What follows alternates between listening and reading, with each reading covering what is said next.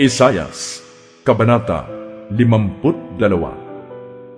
Gumising ka, Jerusalem, magpanibagong lakas ka, o banal na lungsod, muli mong isuot ang mamahalin mong kasuotan, sapagkat mula ngayon ay hindi na makakapasok diyan ang mga hindi kumikilala sa Diyos.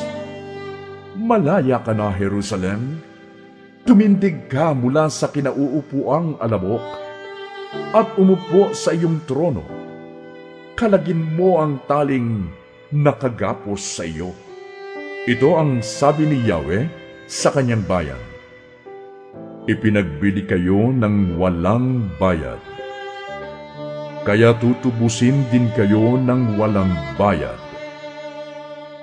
Ganito ang sabi ng Panginoong Yahweh: sa simula, ang mga hinirang ko'y nanirahan sa Ehipto bilang mga dayuhan.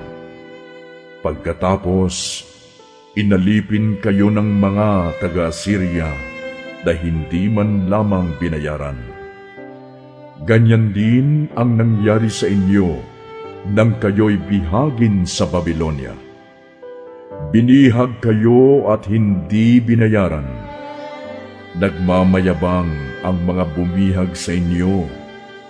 Walang humpay ang kanilang paglait sa aking pangalan. Kaya darating ang araw, malalaman ninyong ako ang Diyos na nagsalita sa inyo. O kay gandang pagmasdan sa mga kabundukan, ang sugong dumarating upang ipahayag ang kapayapaan at nagdadala ng magandang balita. Ipahahayag niya ang tagumpay at sasabihin, Zion, ang Diyos mo ay naghahari. Narito, sisigaw ang nagbabantay. Dahil sa galak, sama-sama silang aawit. Makikita nila si Yahweh na babalik sa Zion.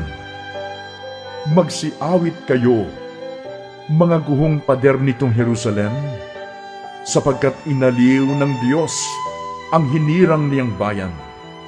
Iniligtas na niya itong Jerusalem. Sa lahat ng bansa, makikita ng mga nilalang ang kamay ni Yahweh na tanda ng kalakasan, at ang pagliligtas ng ating Diyos tiyak na mahahayag.